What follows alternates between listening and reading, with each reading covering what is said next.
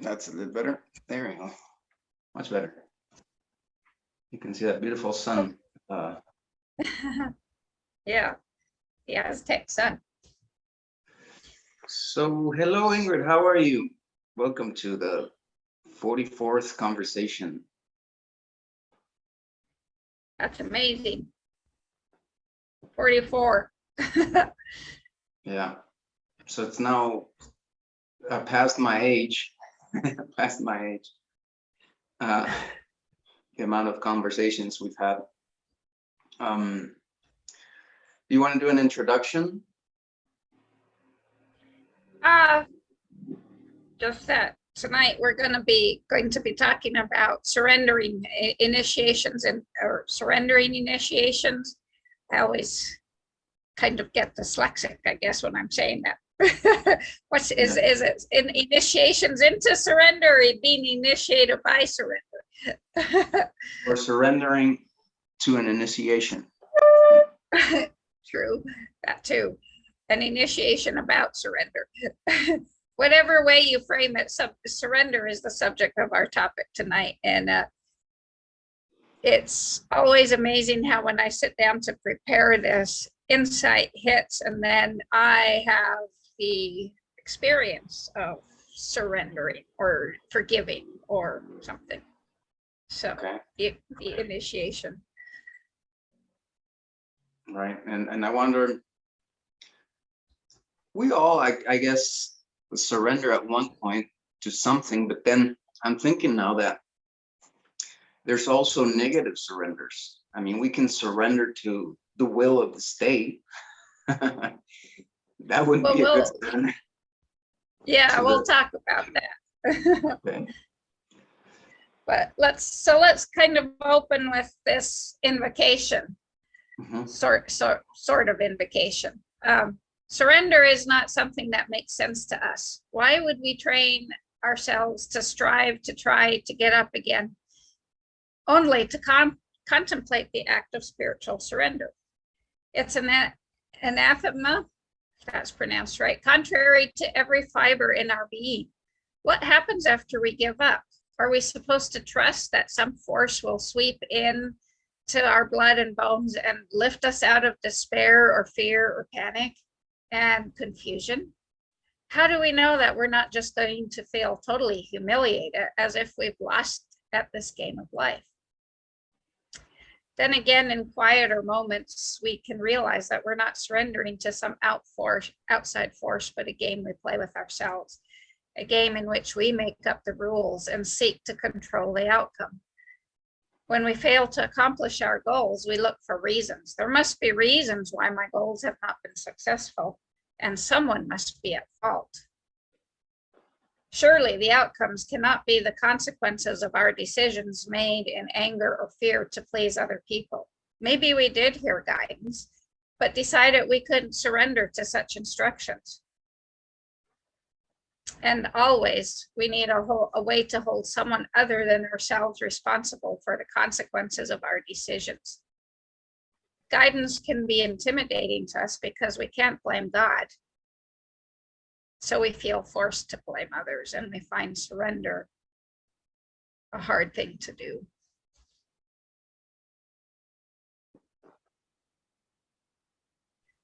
So on that note, is that an invocation? Yeah, you said you were going to do an invocation.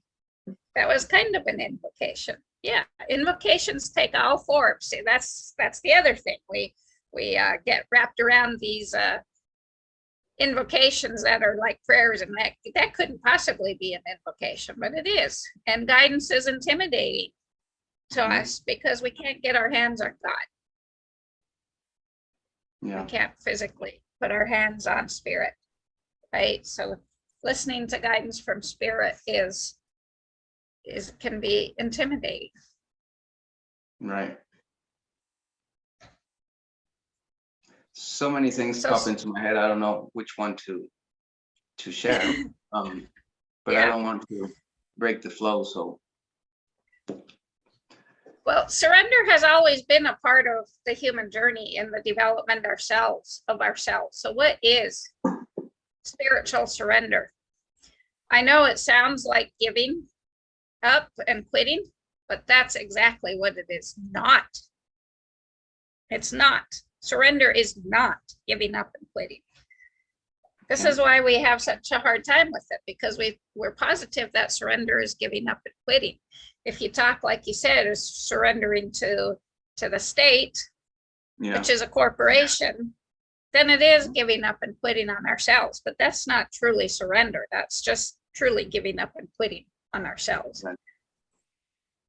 So the word implies or give up on anything. Not on ourselves. Yeah. Not on our true selves. Never. That's what the quotes fall from grace is. We're so wrapped around this idea of the original sin and the fall from grace. The fall from grace is simply giving up on ourselves, our true selves, and quitting on our true selves, on our soul. And then we lose sense of our soul. Right. So this word is kind of tricky because of this neuro-linguistical entanglement. Yeah. Well, it has a whole universe of its own, right? All our words kind of do. They're all universes of their own, but this one suggests struggle, right? The giving up of a struggle. Also, it implies that the element that is the instrument of the struggle holds the power. So it's all about power. It's not defeat. And it's a fundamental understanding of what the journey of life is all about. So when we blame somebody else, where that's the instrument of the struggle, the element, and we think we're giving up to somebody else, always something outside of us. Yeah. So we experience it's ourselves also that we sabotage ourselves. Oh, absolutely. Absolutely. That's one of our five survival archetypes that kept us in our reptilian brain mode, keep us surviving. The saboteur. Yeah. It's absolutely. So we first experience surrender on the physical plane, and we can see this when we're doing something like arm wrestling with a friend. That's what surrender is, right? Surrender to the one that has more muscles. But wouldn't that be given up? So you can still fight it. I mean, you can still fight it. Well, I mean, yeah, it depends at what point. It depends what surrenders first. Your brain that says, okay, I'm just going to give up, or whether it's your muscles that surrender and say this force is too overwhelming. Yeah, normally when that happens, I mean,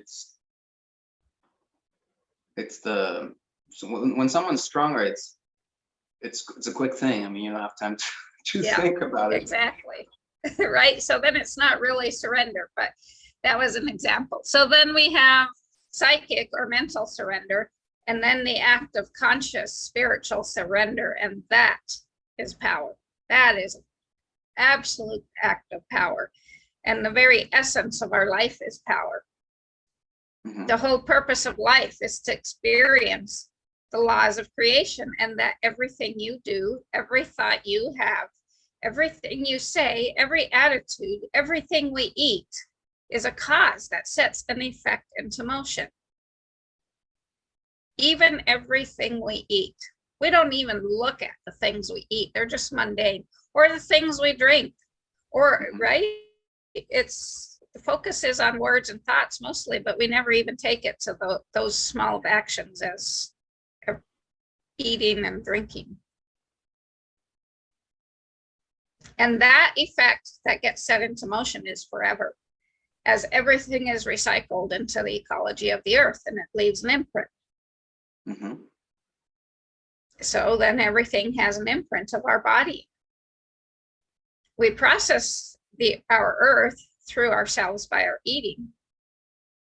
And then we recycle what we eat into the earth and leave parts of ourselves. We don't think of things this way. Mm-hmm.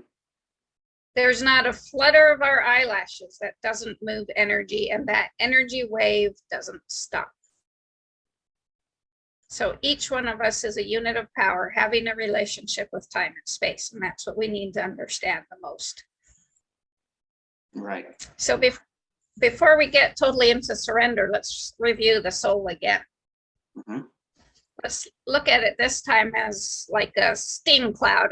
You talked about your oracle in where is she? Chile, in the Andes. That's the mist of Bolivia. The mist isn't coming in, so right. So this is our soul, is the mist that comes in, and the mist condenses to become rain. And then it incarnates into a uterus to animate a human body. So this could be like the ice form of water, the physical body. It's all formed of the same thing, just a different form, right? The misty version of you is your soul. The rainy version is our spirit psyche. And then there's the ice, which is our physical body. And with each variation, then we can see how apparent it is that our relationship with time and space has become parametered, become limited, condensed. So when we're pure mist, soul, we're everywhere. We have no relationship with space at all. We can't be contained, just like mist can't be contained. And we can flow where we want, and we can be it's that's the mist form. And the possibilities are everywhere. When we condense into rain form, the possibilities are still endless, but now the probabilities are mingling with endless possibilities, and that's the dialogue of soul and spirit. Once we become solidified, iced into physical body, we become a creature of time and space. We no longer can flow with the wind like the rain can. We can no longer become pure mist unless we let go of our physical body and cross over. So we're a block of ice, a density. And every day we have to keep ourselves densified, keep all our molecules together, get our ducks in a row, which I literally do every night. And we have to maintain a certain temperature in order to stay in ice form and in solid form and not liquidize. So how do we liquidize ourselves? By the simple act of becoming attached to things in the physical world.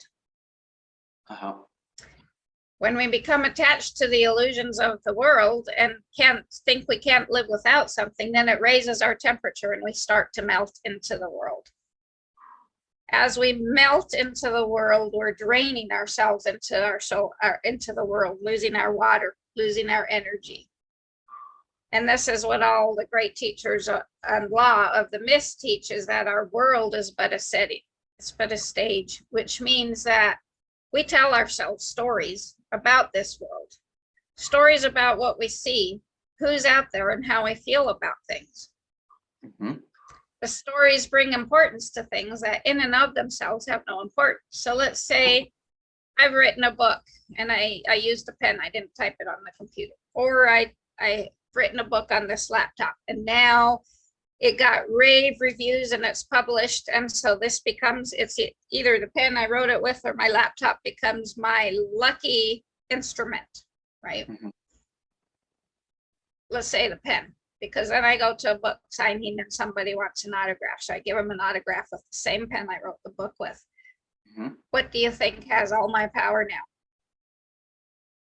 The person with no, the pen. I've raised my temperature enough that I've made a false god of my pen, and I have all my water is draining into the pen.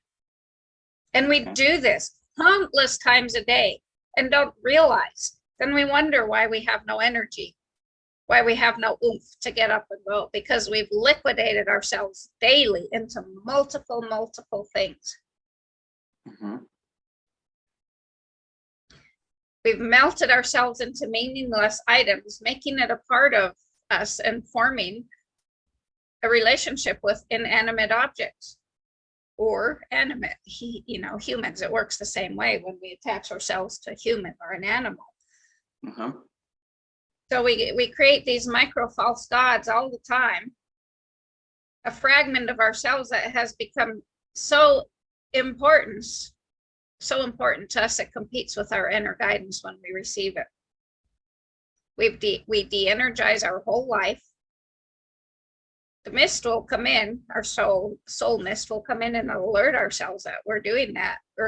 But a lot of times we don't listen because we don't want to give up this thing that we've melted, liquidized ourselves into, or the person, or the pet, or the, you know, whatever it is. And there can be many, many things. So everything then in our life is a calculation of power. So when we're in a close relationship with someone, with a human being, with a living being, we have to work to keep each other balanced. And sometimes I might need to lower the temperature in my freezer, so to speak, so much to compensate for my partner's leaking that, right? It's that I overcompensate. I'm now really dense, really iced into form. So then it becomes a question of, well, who or what have we just surrendered our ice to, our liquid, our energy, our power? So surrender is a journey of bringing ourselves into confrontation with our form of reason. Because logic, our left brain, logic is what we structure our life around to have a reasonable experience of life. And surrender forces us to look at how we've structured our life to be reasonable. If I asked you, are you a reasonable person? I'm sure you would say yes. And I would say probably not, because if I hung around you physically for a couple of days, I would probably find 10 things that you get totally unreasonable about. That same with me. Those are the buttons that we trigger that just drops this wall of blindness. That's just not reasonable. Think about how many times in our lives we say, well, that's just not reasonable. That's when we become unreasonable. Yeah. Right? So we set up our world to keep ourselves from meltdown by reasonable dynamic parameter. And then we get stuck in our lives because we need reasons for things that happen in our world. And this is the point where the surrender initiation meets reason.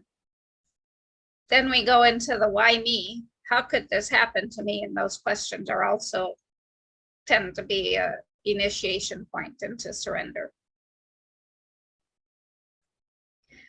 So reason is a function of our 5 senses, and the soul, like the mist, goes everywhere and can comprehend the things that are not yet incarnated in the here and now, things that we don't understand. So when we get stuck in the why me, why is this happening to me? Why, I need to know why.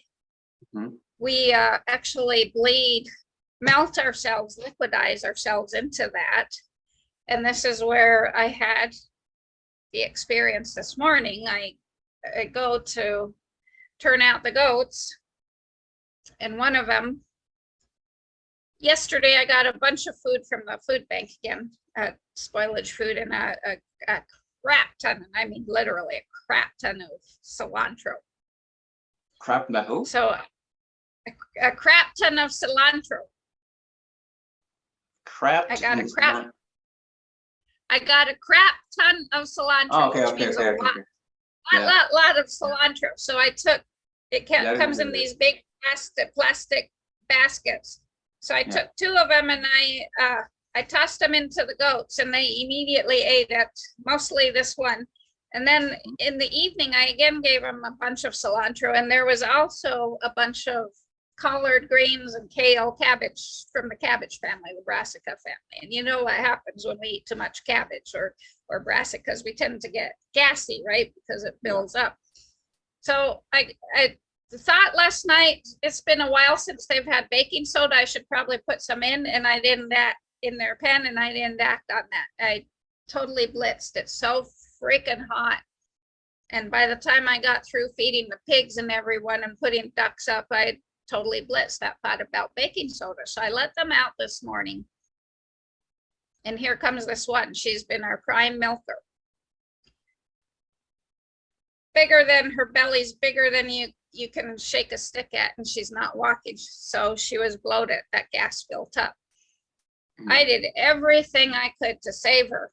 And I finally said, I'm going to the post office. I need to walk to the post office. And I was crying because I was asking why? Because, you know, we've lost so many of our goats. So much death since we've been farming. Nobody ever told us about this part of it. And goats don't have a will to live. They just give up easily. Oh, wow. So I was standing there at the post office at the window talking to the lady, and she's like, well, don't be like a goat, don't give up. And that snapped me out of it. Absolutely. And I came home and I walked into the pen and I said, Spirit, I surrender this goat. I surrender it. I'm not going to ask why. I'm not going to look for reasons. I'm going to physically make the choice to stop chastising myself for feeding them so much cilantro and brassicas last night and not putting baking soda. Terribly. Because baking soda keeps their rumen healthy, right? It keeps everything balanced out. Yeah. So as soon as I did that, I come walk into the house and I log on to the computer and I look at the space weather, and and the veils are open again, right? A crack appeared in the Earth's magnetic surface. So this is the power of surrender, direct contact. This is what the mystic seeks, direct contact with the light. And it's my goal and intention every day to live as a mystic and seek direct contact. And I'm not saying, oh, I'm so powerful, I caused this crack in the Earth's magnetic. No, it happened, but it happened in conjunction with me surrendering. That's the power. That's the power. Yeah. So this power is what surrender is all about. Surrendering the need to have our world so orderly, so logical, so methodical for us to get up and feel safe. Yeah. So when we surrender, we're allowing space to share an expanded container of reality. And our reasoning capacity is now able to incorporate our mystical mind.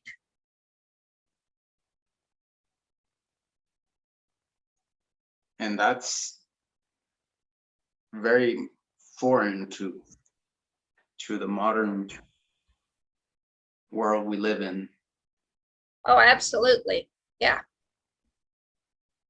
Most of us don't even know that we have a mystical mind.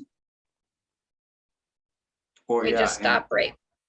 Wow, and that's, you know, I thought I told you, I last conversation I spoke a little bit about my friend, who I consider to be a very smart and free person, but he's still stuck in this denial of the mystical, of the unknowable part of the universe. Well, and that's where he becomes unreasonable, right? That's his unreasonable point. And you know, I guess he is so smart. He is, I mean, or his left or whatever side of the brain does the logic So part. logically oriented. He's so good at, because then, I mean, you see so many people. I mean, he's surrounded by people who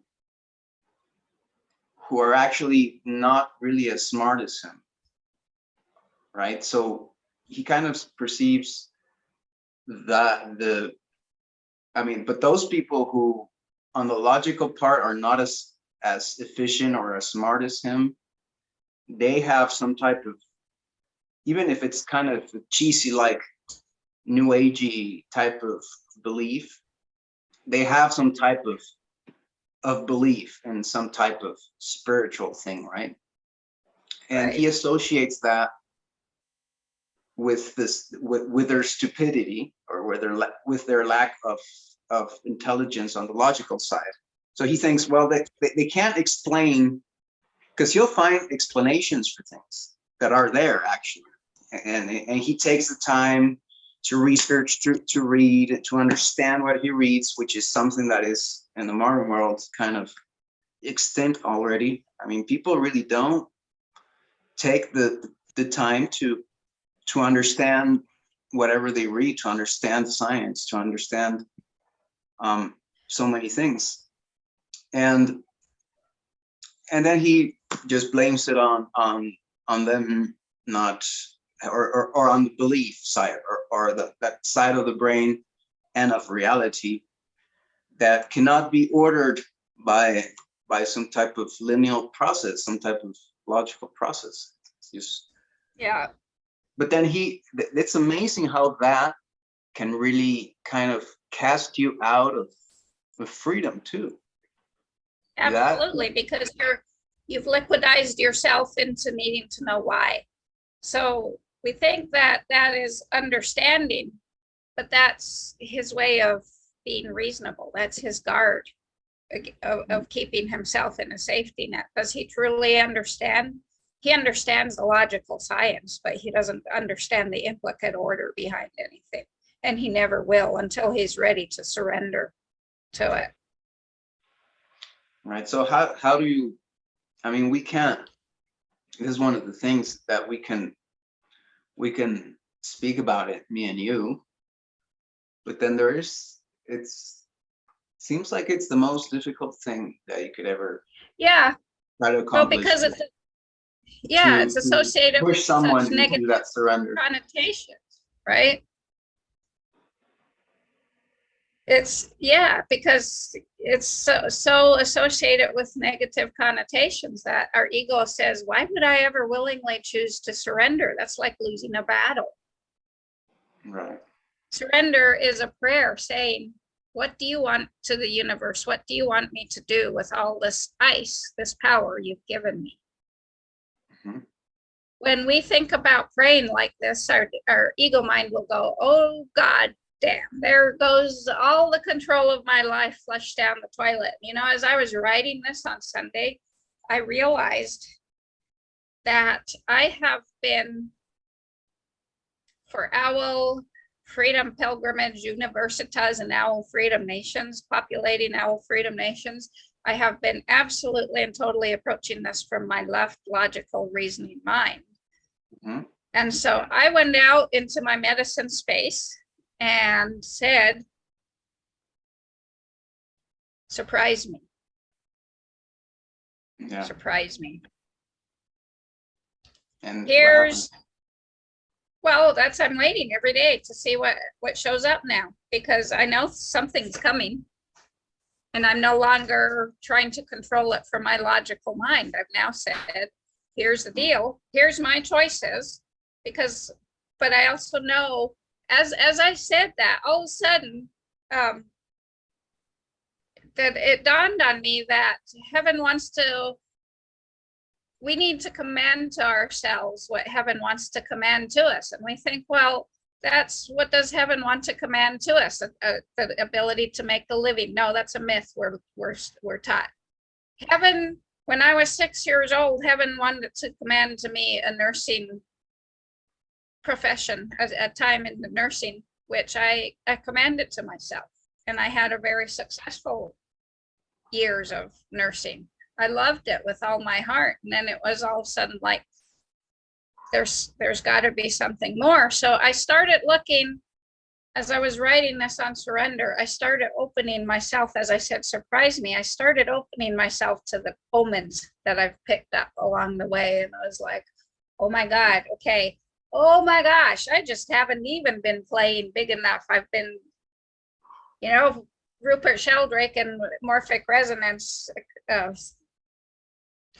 theory of causative formation says the earth always settles into what the lowest level of vibration. So Mother Earth, she resonates at less than 0.1 of a gigahertz, right? Mm-hmm. So that's it to keep everything together. That's what it wants, but it can it can bring huge energy things together and keep it at that together at its lowest level. And I kept dimming myself down because of that lowest level thing. Well, what's easiest for the earth? What's easiest to keep together? What's the lowest vibration? So that's where I totally shifted the way I've been doing ceremony to command to myself what heaven wants to command to me on Sunday. I surrendered this. I said, here you go.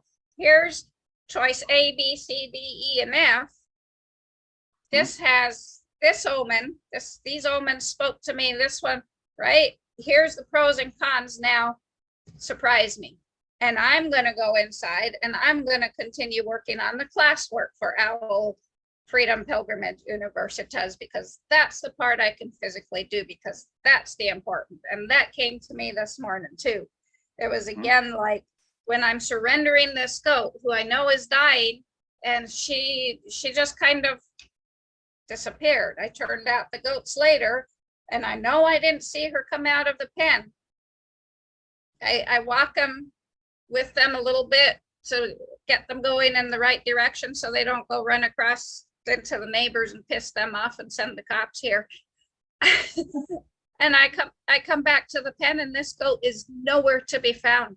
Nowhere. She just poof, gone. Oh, really? I surrendered her. No, she's just gone. Oh, wow. It's like, okay. I thought she died, you know, from the bloating. Maybe she walked out while I was escorting the goats. Maybe she walked out, went off into the woods somewhere to die. I don't know. I'm not, and this is the strangest part, is not wrapping myself into the I need to know why, right? Why? What happened to her? Why? It's letting it go. That requires surrendering, that overcoming the curiosity of the mind to know something.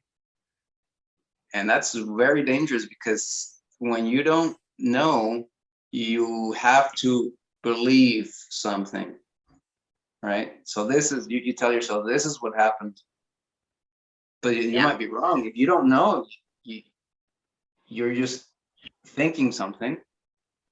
Well, you know, the message that came through loud and clear a couple of years ago, now, just before COVID hit, Alexis, we had a goat dying from bloat, and Alexis, my daughter, was yelling at me in sadness and anger, saying, "Mom, you're so wrapped up." At the time, I was calling it Owl Co-op, right? You're so wrapped up in Owl Co-op, you're just not even paying attention. And I said to her, Owl Co-op, that because Owl Co-op is what's going to save us. And life went on, and we've, you know, I think it was a few months later I met you, and things have evolved and changed. And it was probably close to a month ago now, I turned over one early in the morning and felt a whole lot of heat coming out of my liver. And our liver holds our life plan, our entelechy, and our divine potential, our contract that we made with heaven. So I knew my liver was talking to me, and it said loud and clear to me the words from the Gospel of St. Thomas: if you bring forth what is within you, it will save you. If you don't bring forth what is within you, it will kill you. And that's when it's like, it's not exclusively about the farming, Ingrid. It's about the message. It's about the teaching of Owl Freedom Pilgrimage Universitas combined with the farming together. So you have to bring forth this plan that is within you, or it will kill you if you don't. Right. So I think that there's a dance going on all of the time, and it's like spinning around in a circle where your notion wants to set you off. You kind of also want to stop spinning, and but if you stop, then you're gonna kind of like fall, right? And so you're always balancing, right? There's this dance where you're gonna go into the left side and into the right side. So you're gonna want to order things, to give order to, but I think that's necessary to kind of draw, to have that, to bring this vision into reality. But then obviously you're not attached to that, whatever it is you saw, or whatever it is that you ordered, or you wrote, or you schemed out, and you're open for that to transform, which is what you just did when you went out in the tree and said. But I think that dance is necessary, and that it's, I complain myself sometimes of that coming and going, because I'm doing the same thing basically, trying to gather people for my tribe, and I see this, and I have that same dance going on all the time, where I will one day say, okay, this is got to go this way, because I get the message that I need to kind of structure it, that I need to give it some type of shape, some type of order. Yeah. And then obviously later on something happens that shows me that shape and that order isn't the one that I want. And all there is really is a dance. I mean, it is. It's a constant weaving and forming. I mean, look, just since you and I have been working together, look how many iterations and how many times I've changed names, how many times we've changed website name, domain name, everything. Domain names, that's the word I'm looking for, right? Because it's been shaping and molding. As I reach into that and go, why, how am I going to bring this into form? And this is the thing that we don't understand. Like Charles Eisenstein in his book, Sacred Economics, talks nonstop about the more sacred world, beautiful world our hearts know is possible. And I have talked to a few of his followers, and they spout those very words, but they don't have a clue. They have no clue what that world looks like. One said, well, it would be more dance and more fun. And it's like, well, how are you going to structure that into your life of making a living, right? If you don't allow that now, how do you think you're going to do that? Unless you start really dreaming it, unless you start, right? So we get lost into this, well, we just know it's going to happen. Like Abraham Hicks says, stay general, but you got to bring the focus in, right? You got to bring the focus out to general. If you get, let's say, I want this $40 million property. My psyche says, oh, there's no frickin' way you can have that. So that's what Abraham Hicks means, is by staying general, is don't focus on the property, you focus on the generality of feeling good, right? And then when you can get all that cleaned up of feeling positive, and then you can look at the property and go, oh, it's possible for the universe to bring this to me. Just simply because it's got a $40 million price tag on it doesn't mean the universe can't bring it to me, because the $40 million price tag is just simply a human construct that's put there. That's an illusion. And so then it's like, well, so then what are you going to do with this $40 million piece of property, right? To serve the whole of mankind, to bring a more beautiful sacred world into being. And that's how OWL has evolved from OWL Co-op into now OWL Freedom Pilgrimage Universitas, because it's a freedom pilgrimage. We're walking away from the evil, non-living, dead earth hologram that consumes us. But back to surrender. We live by the illusion that we can coordinate our lives in such a way that we have authority over everything. We believe if we go to a man or a woman called a lawyer with a bunch of papers that we sign, And by doing this and doing that, it will stop the tornado from coming through and taking our house. And if I'm a realtor, I believe that if I'm not greenwashing things, the tornado's not going to take my house that I'm not got on the market, because it's truly a greenhouse, right? I've heard that too many times. I'm just like, wow, really?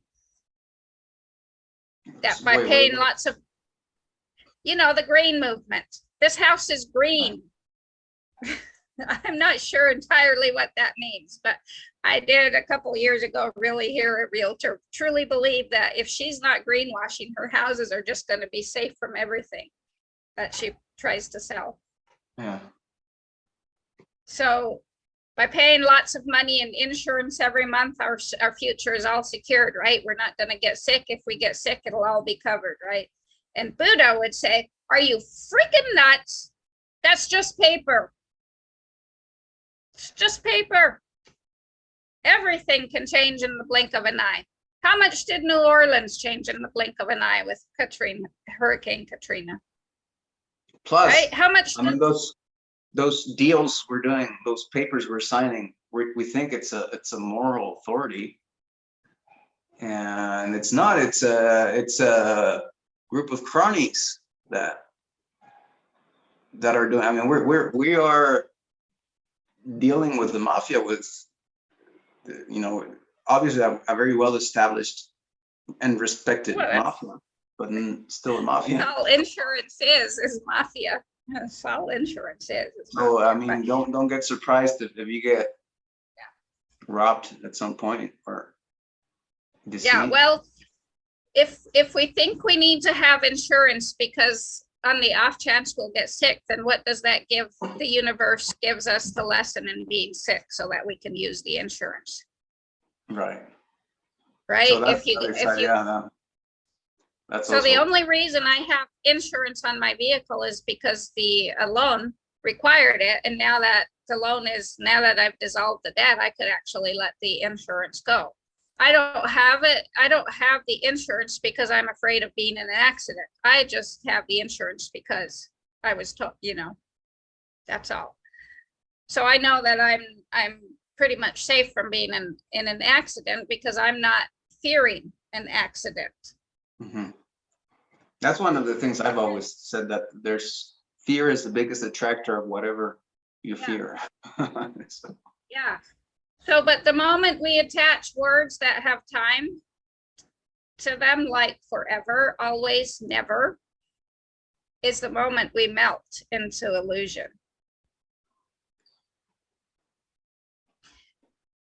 So a surrender initiatory experience would take the form of everything we've structured in our lives to be just all of a sudden crumbled. That's a surrender initiatory experience. To give up the idea that we have control over the forces of nature. Yeah. To give up the logical, along with the words fair, just, and deserve. Yeah. Just surrendering these words, speaking these words will melt our ice, but surrendering these words is an act of surrender. Saying every time that word, I deserve. No, I'm not going to say I deserve. I'm not going to say, well, that's unfair. Mm-hmm. Because I don't want to melt my ice. I want to keep myself condensed. And I want to keep all my power right here. I want to say, because you're drawing me into this magic of what you say happens, what you say structures reality.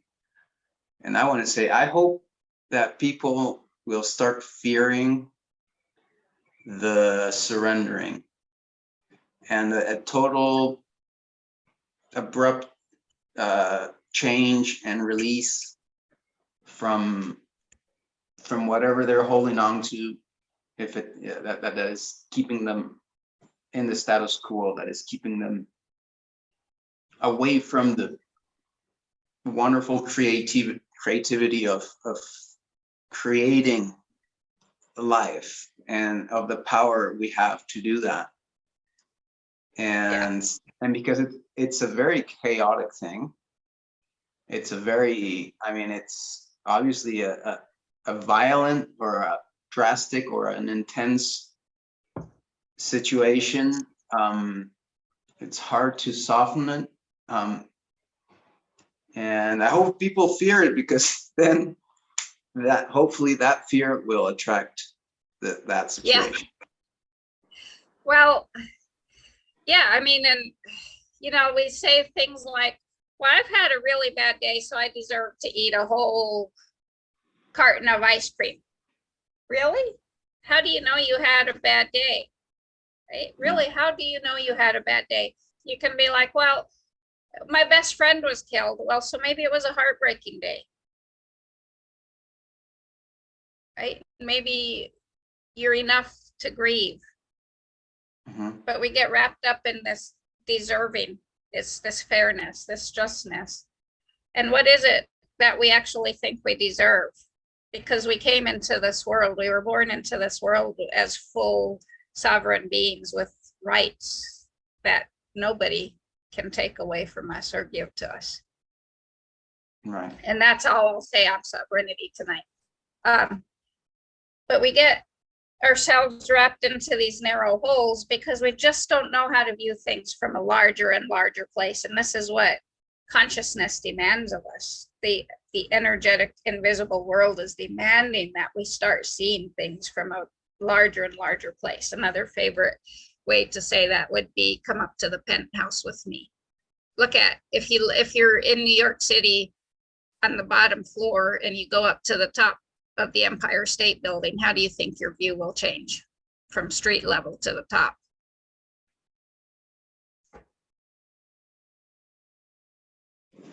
Surrender also means I'm surrendering my judgment. And this also happened to me on the night of July 7, as I was preparing for our forgiveness talk last week. I woke up realizing that the evil elite of our world, realizing that I was viewing the evil elite of our world truly in the light of forgiveness, because they are just here playing their part of the game. I just somehow knew that that had totally shifted in me as I'd been writing and preparing for the forgiveness. And then later that day, we had the 14 hours of the veils open again with direct contact with divinity. Again, I didn't cause it. It was just aligned that way. That's how it happens when you align yourself with your true self. These events happen in conjunction with each other. Okay. So if we surrender daily, make a choice to surrender daily, one word that causes an attachment in us and melts a part of us. And that's what I realized this morning with the goat. Bless her for being part of us. Don't melt myself into her. Don't let her take part of my energy. Then we stay in present time. Our temperature remains in perfect state. We're enjoying the world, but we're not melting into it. That's what, is it Buddha or Jesus said, to be of the world, but to be in the world, but not of the world, or backwards. That's what it means, is you're enjoying life in the world, but you're not attaching yourself to the illusion and melting. The Nahuas said it, the ancient Mexicans, in their philosophy, they left written, they say, is that poem I read that says, you go on giving your heart to all things. And with that, you are destroying your heart. And then it asks the question, what can we do in this life? What can we really go get? What are we here for? If everything that we're going to give our heart to is going to die, it's going to faint, it's going to break, what can we do? What can we give our hearts to, or what happens? And then they come up with the answer in another poem that says, only flowers, only the flowers are also are like the what I call the concretions of consciousness, which is art, poetry, songs, Beauty, philosophy, beauty, beauty, even memory. That's what remains. right? But so when we feel ourselves melting into the world, we know we're melting and disintegrating. So when that happens, we go and try to get life force from other people. And we're so afraid that we're going to vanish that we start negotiating everything. That's when our survival archetypes come online, and we sell our soul to the devil, so to speak. Mm-hmm. The mist and the rain will pour in to replenish us if we ask. And when it does, it will feel like a depression, like a dark night of the soul. And that's when we need to listen to it the most, and because we're weakest on the outside. And in some unique way, divine way, the universe will cut off the outside, and so an initiation event is triggered. So to become unreasonable is very different than experiencing the unreasonable. And the moment we let go of all illusions, that's why I said that heaven comes in immediately. That's why I went out to my medicine space and said, surprise me. Surprise me. I'm letting go of here's my options, because again, heaven wants to see. Heaven doesn't have everything, can't compel performance. Heaven wants our engagement. So this story, when I was a kid, I said I'm going to be a nurse, and my dad would tousle my hair and say, only if God wants. And I'd be like, screw you, God. Inside myself, I'd say that, right? So I'm in nursing school. When I was 19, I started nursing school, and I go to this Christian concert, and the singer says, there's this verse in the Bible that says, trust in the Lord with all your heart, and he will give you the desires of your heart. Now, folks, you need to understand that it says he will give you the desires of your heart, not his heart. He's like, so I went to this Bible college back when I was in college, and the teacher asked, what do you want to be? And every student, without a doubt, stood up and said, whatever God wants me to do. And they went on to be firefighters and teachers. And he's like, now I'm not saying that those are bad things those are not good things, professions, right? He's like, but this one student, me, stood up and said, I'm going to sing on the radio to millions of people. And that's what he was doing. So the universe wants us to plan, not just say, well, whatever you want me to do, I'll do it. This is why I'm like, okay, I have this, I have this, I have this, and this is how I can do this. Now surprise me. Well, nobody never wants to do the thinking. That's the thing. Everybody's looking for something else to do the thinking. But because we expect it all to come from the outside. So let's finish with the story. I told you I'd talk about this, the story of Hercules in relation to surrender. There it is. Okay, so Hercules was given these 12 labors to do, right? This is labor 8, destroying the Lernaean Hydra. And the great presiding one, enrobed in radiant calm, said but a single word. The teacher heard the golden command and summoned Hercules, the son of God, who was also the son of man. The light now shines on gate 8, the teacher said. In ancient Argos, a drought occurred. Anemone besought the aid of Neptune. He bade her strike a rock, and when she did, out gushed 3 crystal streams. But soon a hydra made his dwelling there. Beside the river Anemone, the festering swamp of Lerna stands. Within this noisome bog, the monstrous hydra lies, a plague upon the countryside. 9 heads this creature has, and one of them is immortal. Prepare to battle with this loathsome beast. Think not that common means will serve. Destroy 1 head, 2 grow apace. Expectantly, Hercules waited. 1 word of counsel only I may give, the teacher said. We rise by kneeling, we conquer by surrendering, we gain by giving up. Now go forth, O Son of God and Son of Man, and conquer. So he passed through the 8th gate into the stagnant swamp. He found the lair where dwelt the monstrous beast. He dipped his arrows in burning pitch and rained them straight into the yawning cavern where dwelt the hideous beast. The Hydra, its 9 angry heads breathing flame, emerged, its scaly tail lashing furiously the water and the mud. It sprang at Hercules and sought to coil about his feet. He stepped aside and dealt it such a crushing blow that one of its head was immediately severed, but 2 grew in its place, right? And he kept attacking and attacking, and this kept happening. And then he remembered what his teacher said, we rise by kneeling. So he cast aside his club, knelt, grasped the Hydra with his bare hands and raised it up in the air. Suspended in midair, its strength diminished. On his knees, he held the Hydra high above him. The purifying air and light had their effect. The monster, who is strong in darkness, soon lost its power when the rays of the sun and touch of the wind fell on it. Fainter and fainter, its struggles grew until victory was won. The 9 heads drooped and fell limply forward. But only when the lifeless Hydra lay dead did he perceive the mystic head that was immortal. Then he cut off the immortal head and buried it. So we rise by kneeling. Where is it?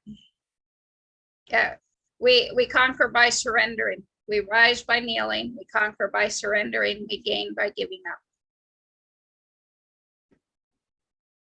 But then we don't have to give up. Giving up our illusions, giving up our will, or not our will, our left brain logical reason. That's what we need to give up. Okay. Because that's what keeps us trapped. Awesome that you cleared that out, and you can answer so quickly to that. That's amazing. Well, I never used to be able to. I used to think, well, how the hell can I teach anyone? I need to.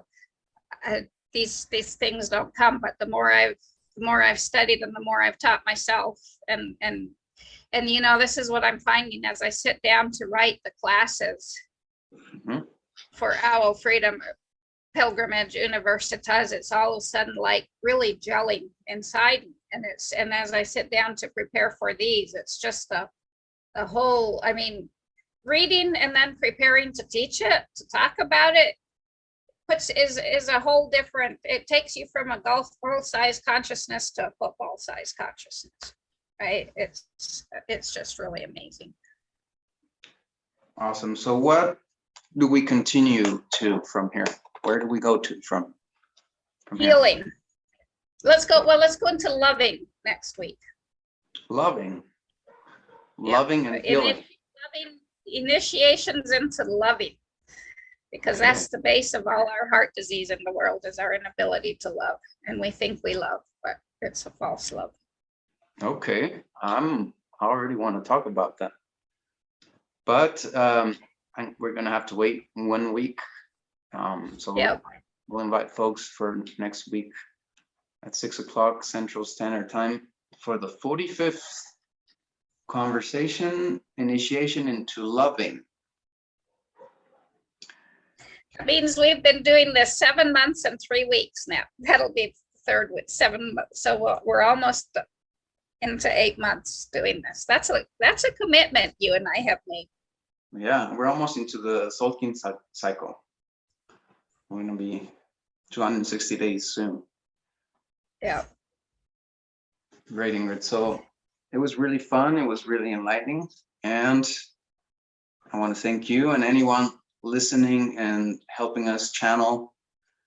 Let them know that everybody is a channel. And like you said at the beginning, everybody is a crucial part of the movement of the cosmos. So nobody is absolutely unimportant. Everything and everyone has all the power in the world to change the whole world and to cause change in the cosmos. Yeah. So we'll see So- you next week. Thank you, everybody, for being here. We will